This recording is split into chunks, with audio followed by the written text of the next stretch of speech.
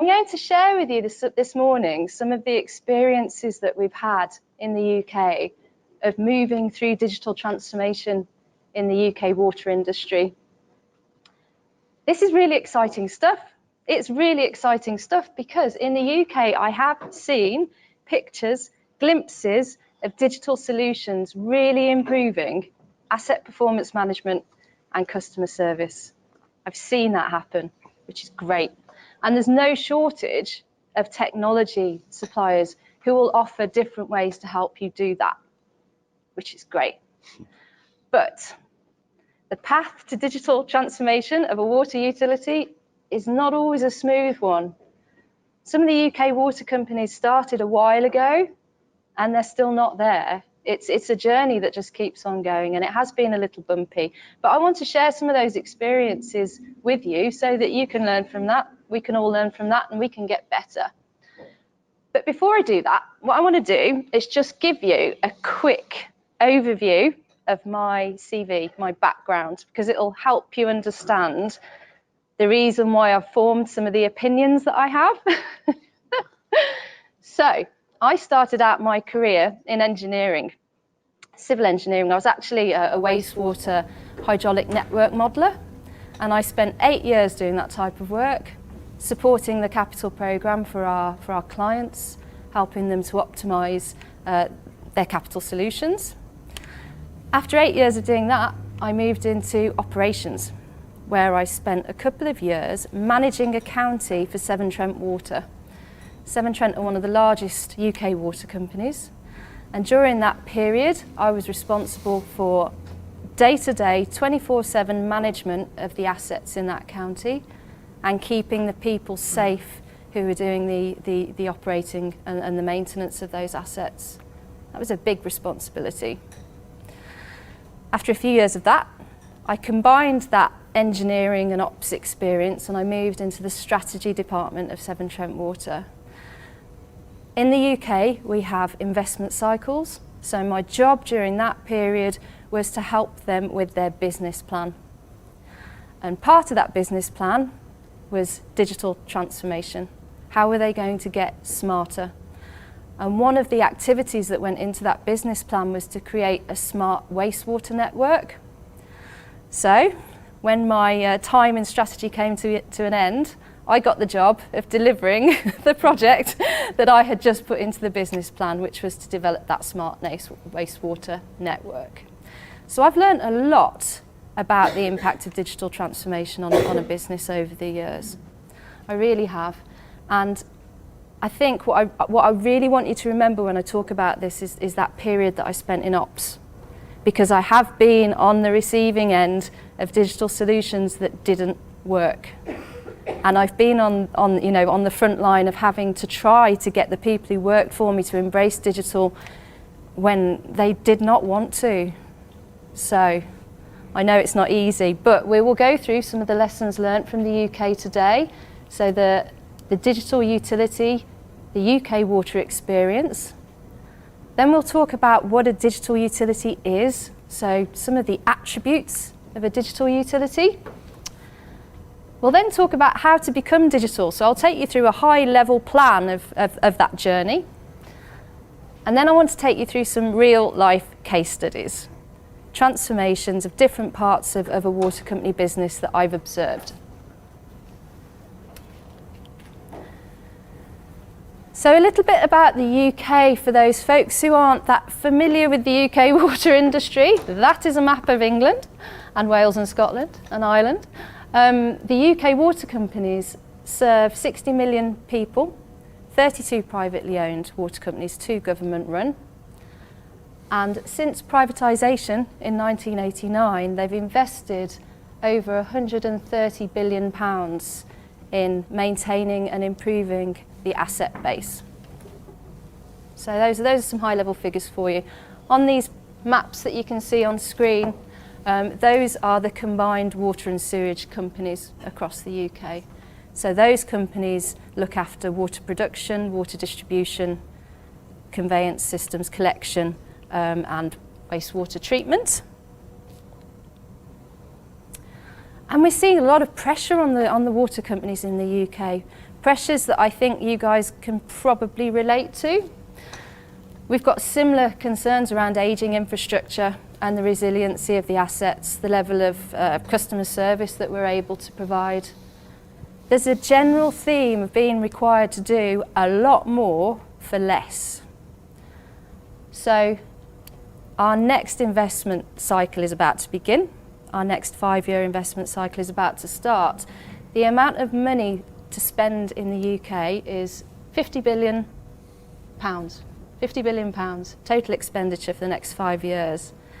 That's exactly the same number as the previous 5 years, but the standards have all gone up.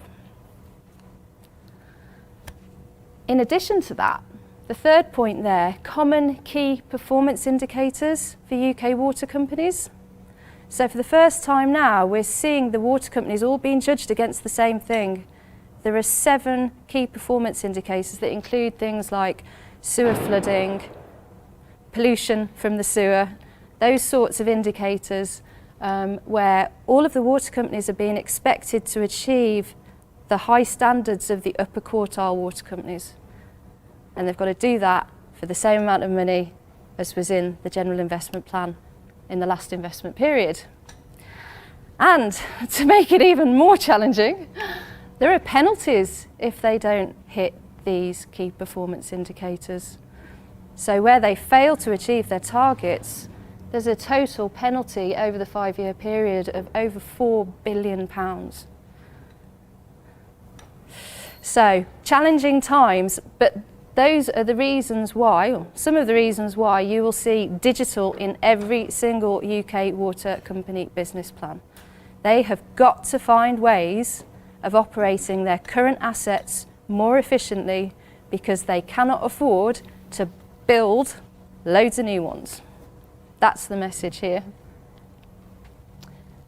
So, what is a digital utility? What's a digital water utility? A digital utility uses data to help their organisation and people be more informed and achieve better outcomes. Data. I'd go further than that statement. A water company, a water utility, is actually a decision-making factory. That's what it is. Whether you're making decisions about which event to respond to, which alarm to respond to, which alarm to ignore, what asset to invest in, what type of investment to make in that asset, which customer call to prioritise, they're all decisions. That's the day-to-day life of a water company, and decisions need to be based on data. So, a digital water utility puts data at the heart of their digital transformation strategy. They build data pipelines and automate the collection of data so that it is slick. And they integrate that data so that the full business can get use from that data. They bridge the gap between all of the vendor-specific platforms that they have in place so that they're not constrained to only being able to analyse certain silos of data. And that opens up the possibility to start making some much more informed decisions. And of course, through digital technology, you can start to automate that. So you generate algorithms and clever rules that suggest an activity, whether that's shut a valve or invest in this or respond to that quickly, leave that one alone. Better outcomes come from this, and one of the reasons that better outcomes happen is because the system can learn. What I saw when I ran operations a long time ago was a lot of historic knowledge in people's heads, and the quality of the service that we gave on any given day would depend on who happened to be working. That's not great. That made me feel really quite, uncomfortable. With this type of system that I'm describing, when it suggests an activity, when it supports a decision, if it's correct, then the system knows that it was correct. If the decision that it was supporting, if the answer was wrong, then that gets fed back into the system. The algorithms improve. You don't get that when it's all going on in people's heads. So that is key to a digital water utility, putting data at the heart of it.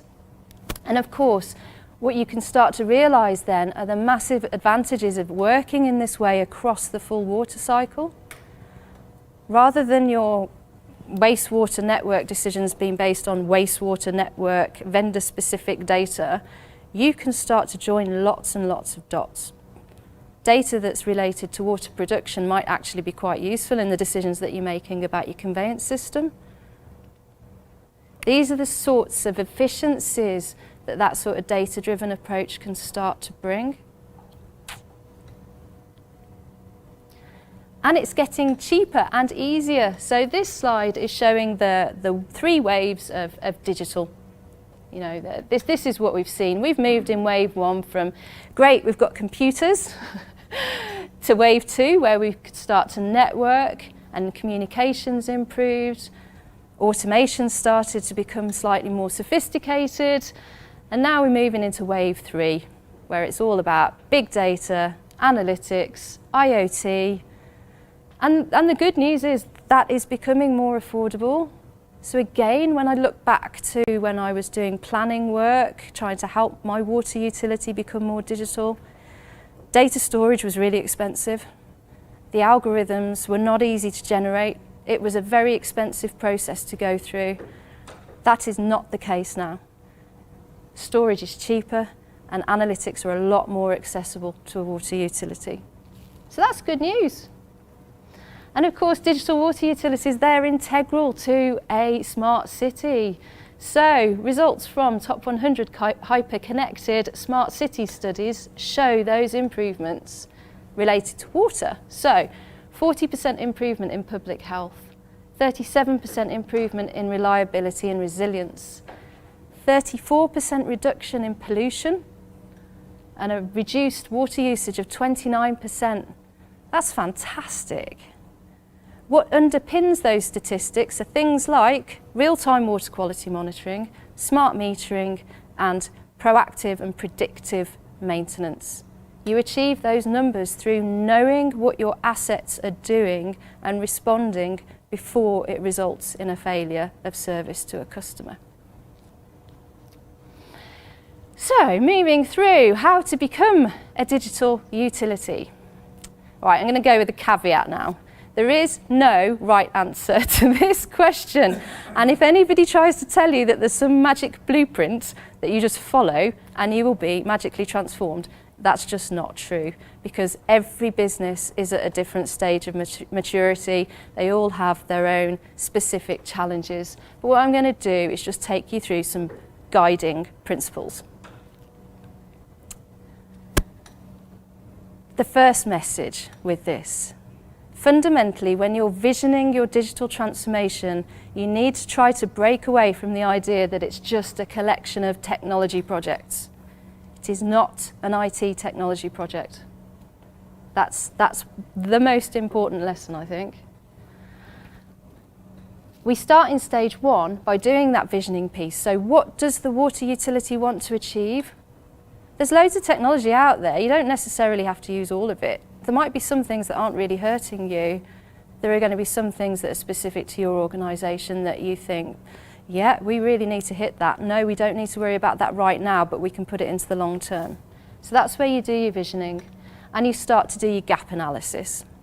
I'll show you a little bit more detail on that in a minute, but there are certain criteria that you look at within a water utility and assess a level of maturity, draw up a plan of where you want, how you get to where you want to go. And we start to build the use cases. This is where the second most important principle comes in. People. People will be at the heart of a successful digital transformation. And that is for 2 reasons. First reason, you've got to be able to implement that digital solution. It is not good enough to just create stuff that's clever and expect people to want to use it. You have got to bring the end user into the development of those solutions. And more importantly than that, you've got to bring the right end users into the development of that solution. So ideally, you will select representative, that's better, representative, influential end users. So when again, thinking back to my ops days, there were guys and gals who were in my ops team who had some influence. Get them involved in the development of your digital solutions. That will work much better. Secondly, analytics. A lot of what is done is automated, but you absolutely have to find ways to incorporate the domain knowledge into the analytics. This is one of the prime reasons that the digital transformation journey has been so bumpy in the UK. There was a focus on this being a collection of IT technology projects, and all of that knowledge that sat within the business in people's heads was not incorporated into the evaluation and testing of the analytics. And again, if people are involved in the creation, they're more likely to use it. So people, really important. Third, architecture and data model. There is no doubt the technology underpins all of this.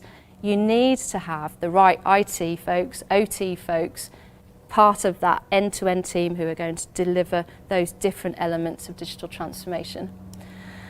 There is usually a procurement piece.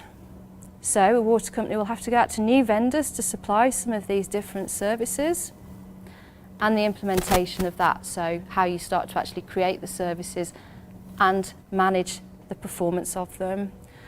So in the same way as your smartphone keeps getting smarter and the apps keep getting better, digital transformation in a water utility doesn't stop. The customers know, the customers are very well informed on what's going on in digital technology. They can see it when they pick their phones up. So they're going to expect you guys to keep moving. So don't expect to just get there and tick, done. It will take a while. So this is a collection of criteria, example criteria that we would look at when we're establishing how mature a water company is, a water utility is. So first of all, at the top, how advanced is the strategy and vision? How much thought has gone into creating that? Where's it at? What sort of level of sponsorship has it got? Is there a business structure in place to really drive this through the business? Because it's not easy. The utility uses the information to enhance resiliency. Really, the question is, how easily is that data being used to improve resiliency? Is information being used to optimise workforce management and develop the new skill sets that are going to be required over time? Is information used to manage assets? So, how well is that data that you're collecting going into a consistent asset management type approach? The utility data collects, maintains quality and security of data and transmits it to proper points for analysis. So that's around the infrastructure of how it's done.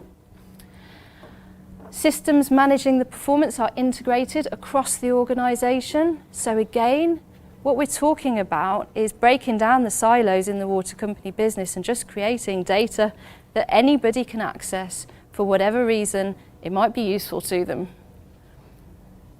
And then data analysis methods are used to produce useful and actionable information. It's not good enough to just do amazing analysis.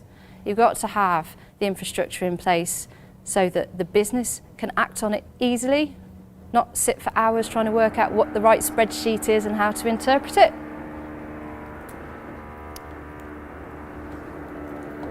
So, that was a bit of theory. We'll now move on to some case studies. So this is an example from South East Water in the UK, where we help them with digital transformation of the water distribution system. So South East Water have got very, very tough leakage targets, as many of the other water companies have. They serve a population of 2.2 million people. They're already on the journey to being smart. They have a network of sensors and the processes in place to do something with the data, but it wasn't working well enough. So they looked at moving up that level of maturity. Specifically, they wanted to be able to identify where a leakage repair was required and prioritise it, because one leak is worse than another. One will have a really bad impact on customers, the others won't. They also wanted to be able to reduce the cost of detection, again, through automation, and they wanted to reduce spend on repairs. So repair the leaks that mattered. Don't just repair everything straight away. It's just not an efficient way to operate. So what did we do? Well, we worked with South East Water on a programme that tested the latest sensor technology. We were working with 9 different suppliers to look at what sensors gave them the best outcomes in the different scenarios that they were placed. We unified the data. So remember what I said about vendor-specific platforms? In this particular activity, we unified that data so that all of the data was in one place, very powerful. And we managed the collaboration between those 9 specialist suppliers. This was a pilot that we did with South East Water.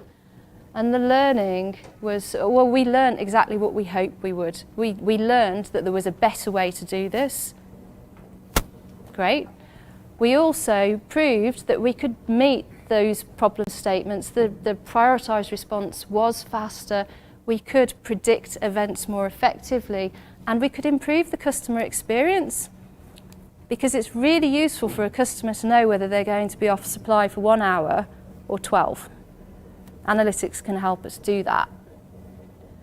And we learned a lot of technology lessons too.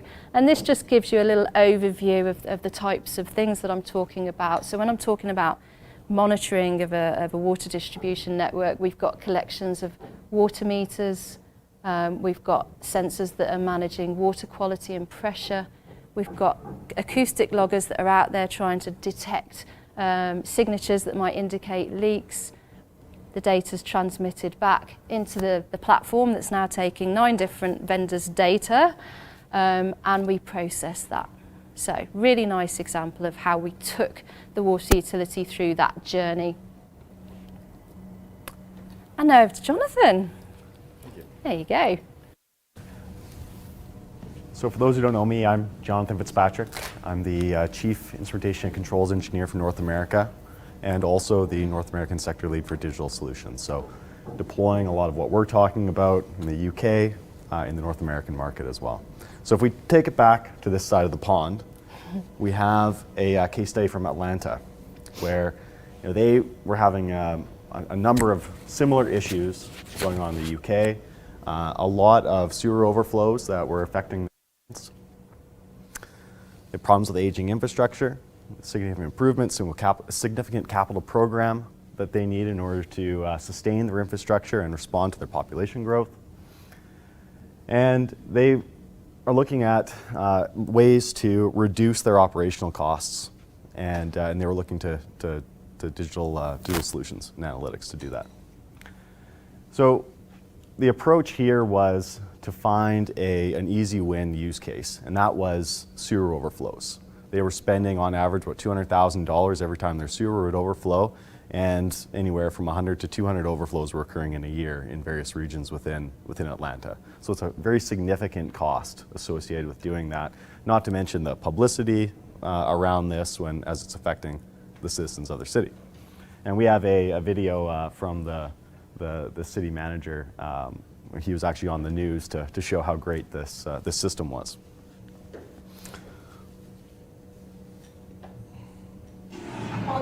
New technology is saving local taxpayers hundreds of thousands of dollars.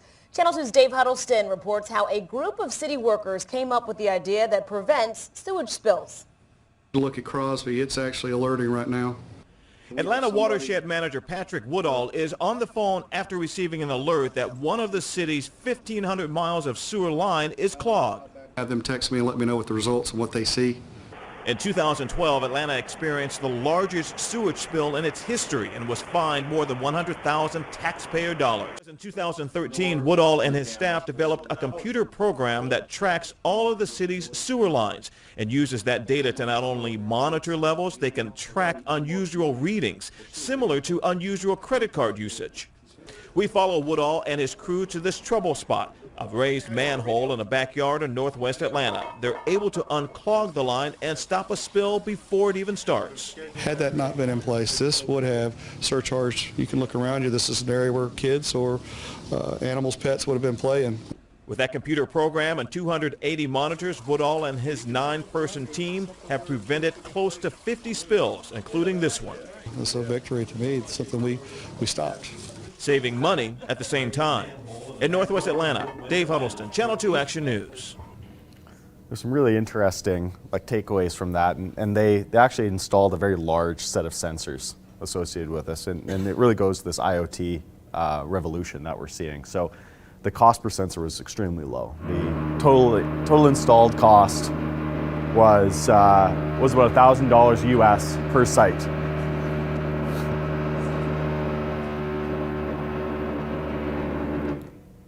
It was about $1,000 per site. So, and that was for the instrument and the installation and labor associated with that. And it takes advantage of just the type of sensor technology that you can integrate by going to an IIoT infrastructure. It was tied into the municipal Wi-Fi network, so another very low-cost way of getting that data back into the system. It was also interesting, so they had this analytic that they were running in order to predict where the overflow was going, but they were also able to take historical data and run it through the analysis. Because they actually had some capital spending in place, about $15 million that they had negotiated with the EPA to go in and to address this issue because they were having problems with overflows in a few of the neighborhoods. So when they ran the historical data through the analytics, they actually showed that the capital program was in the wrong location, and that they actually didn't have a sewer overflow problem in that area, and that they needed to address it, and they needed to spend that money somewhere else. So they were able to go back to the EPA and defer that $15 million and focus on a digital approach and focus on upgrades in other areas. So it not only did it help them operationally, but it also informed their capital program and working with EPA. EPA were pleased that they had the data available to show them that this was a viable solution. So, a few takeaways from this.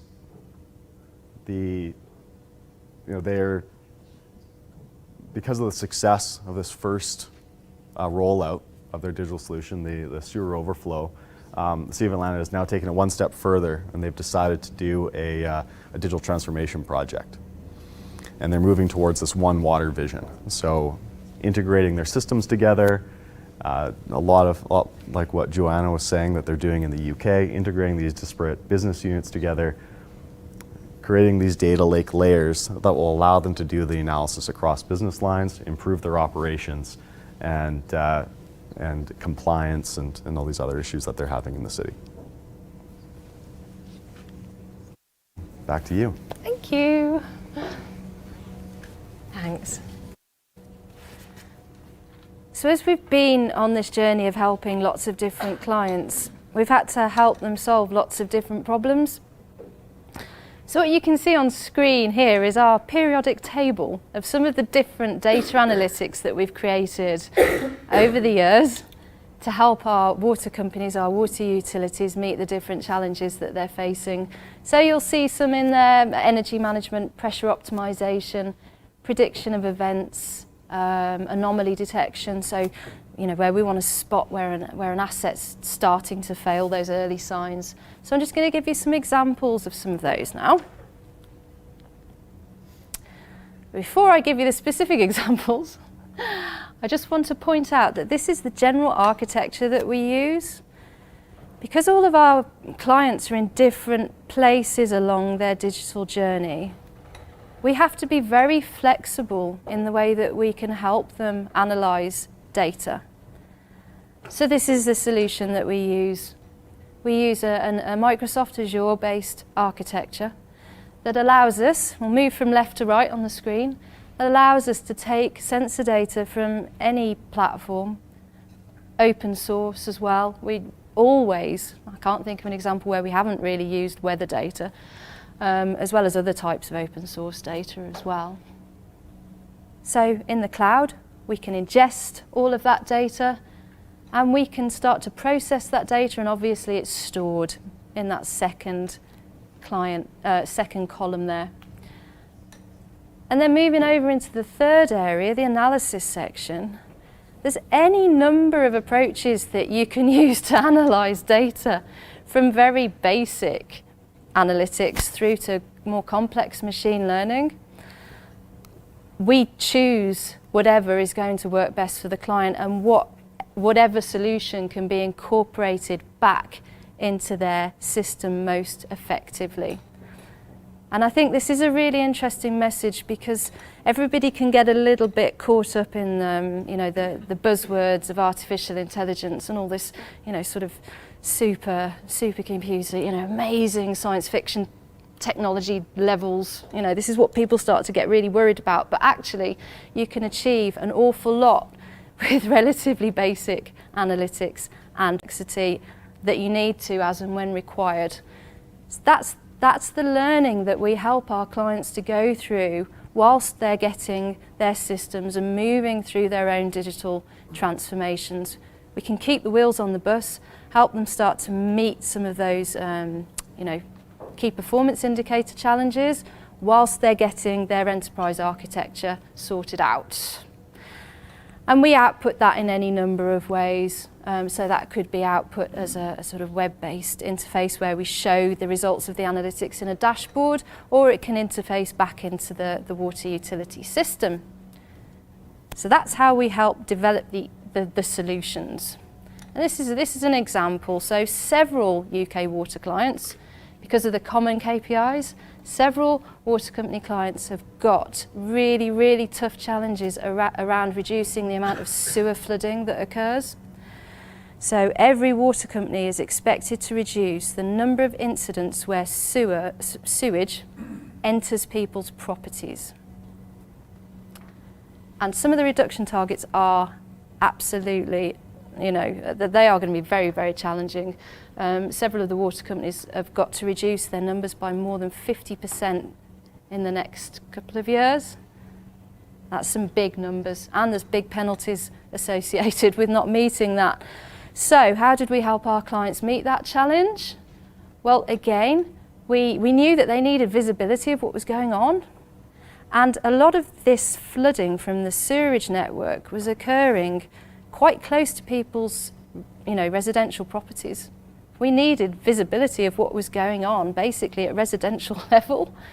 So we ran a pilot where we are installing 4,000 small sensors across the network at residential level, so that the water company can start to gain that visibility of where the sewers are starting to block, and there's an increased risk of flooding. That's what the sensors are there for.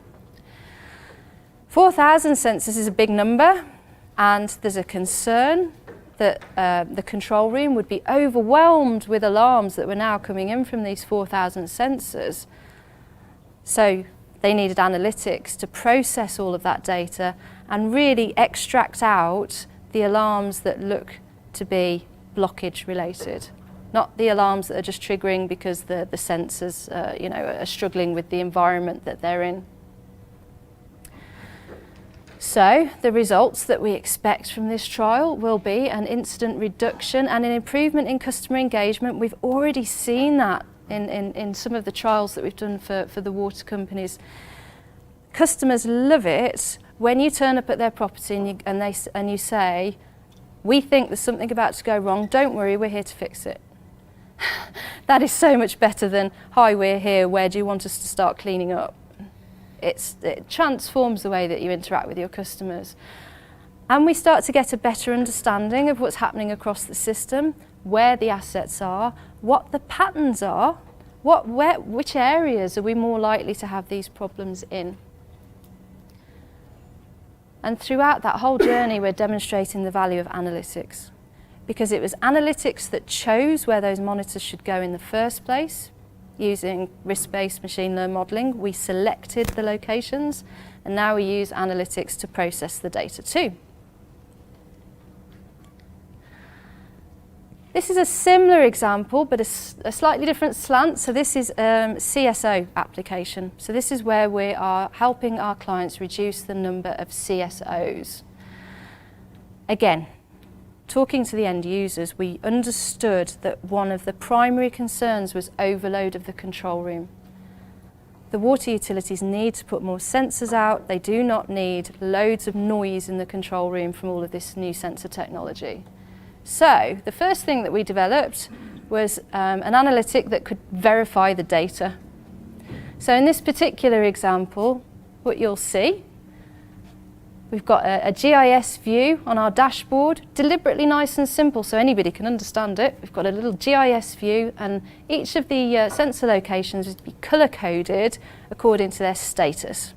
So if this was operating in real time, you would see some at red, which means something bad's about to happen, amber, which means, prepare, and green, which means everything's fine at this location.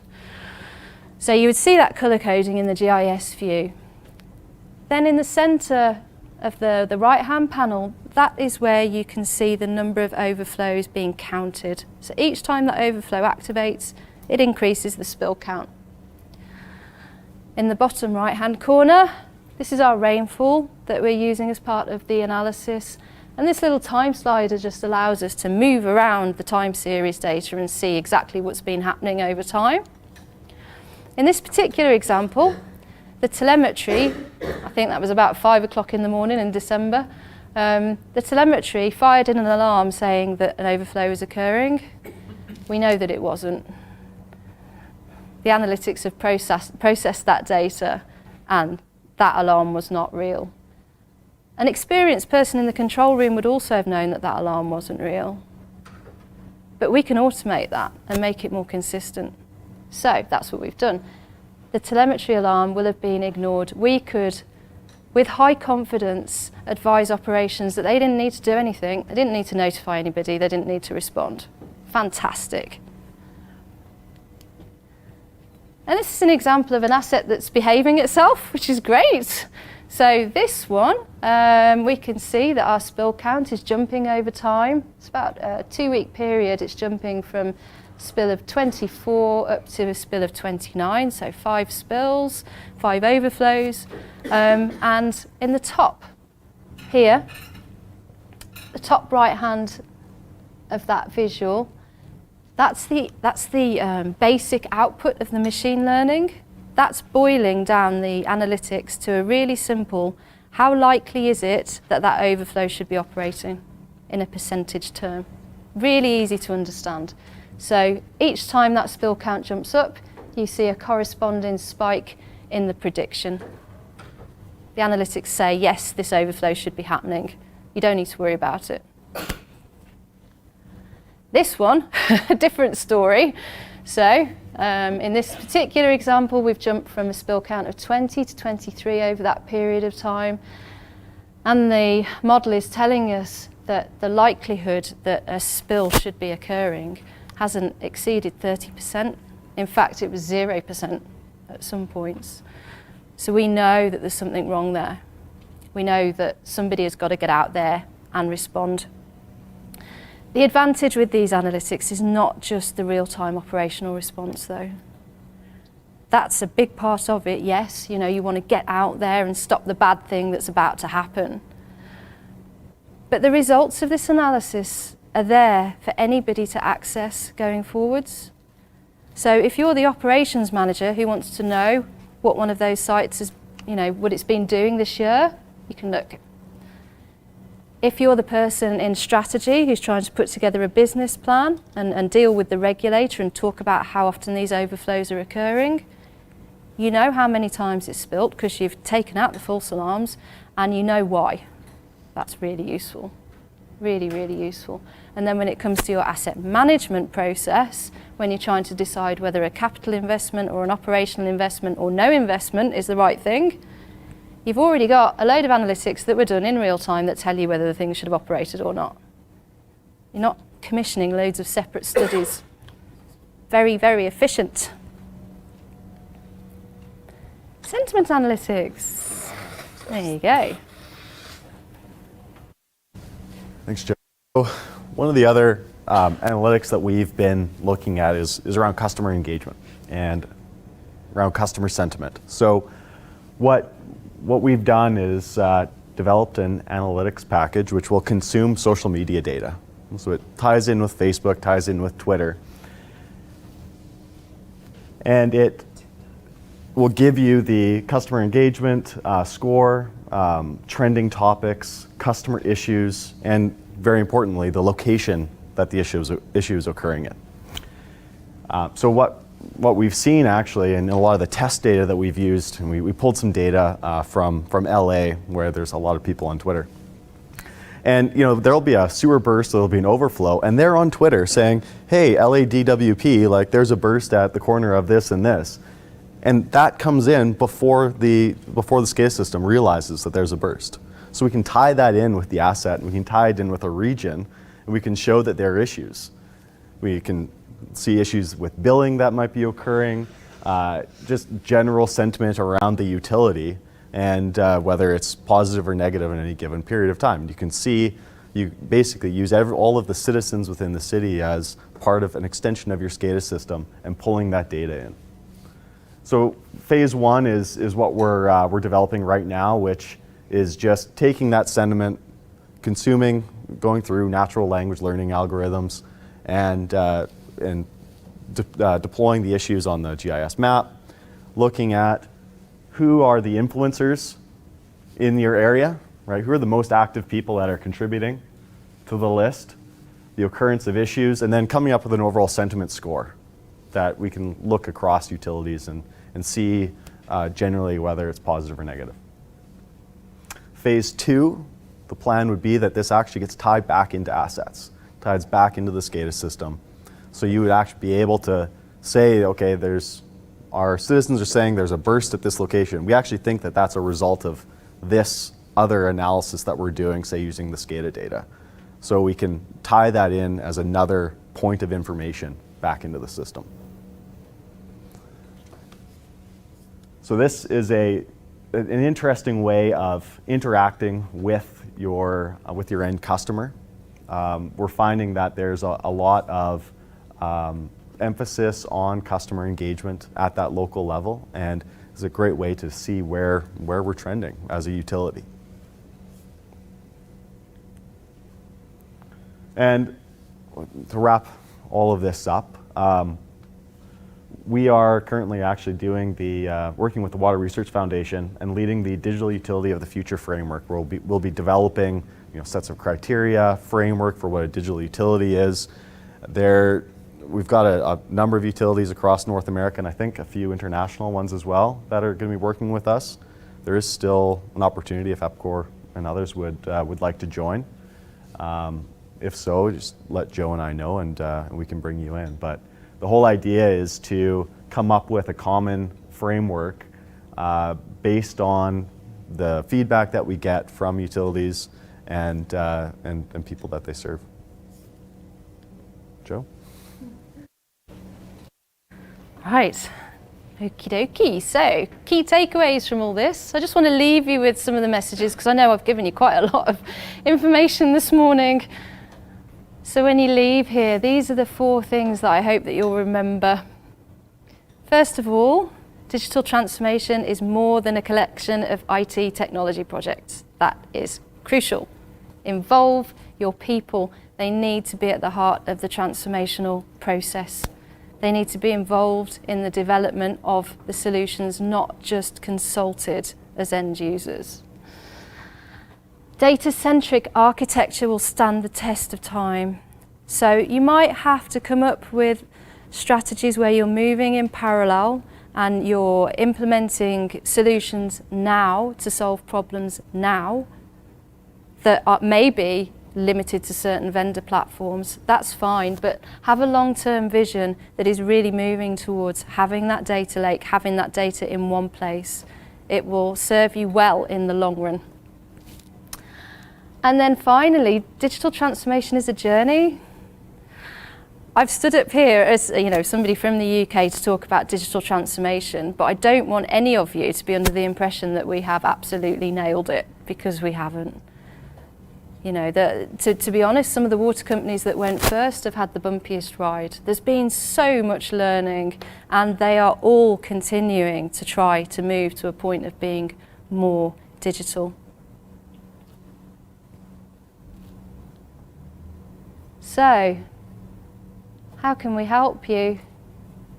Well, this is the way that we help our clients. We've got a global digital water delivery team, and those are the types of folks that you would expect to be involved.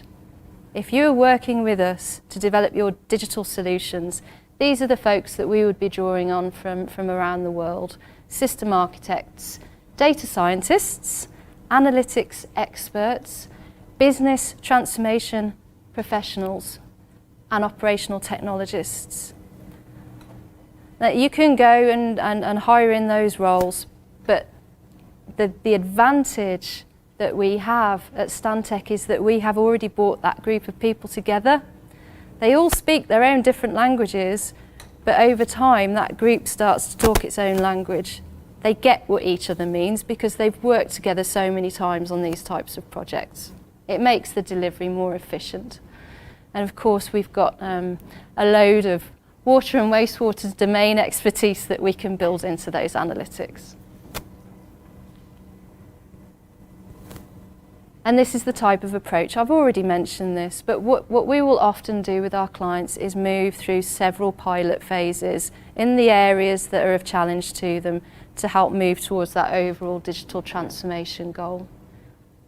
Okay, well, thank you, everyone. That's time for the presentation. Joe and Jonathan are here all morning, so if you want to stick around and ask some more questions face to face. So thank you, guys. I appreciate it. Pleasure. Thanks.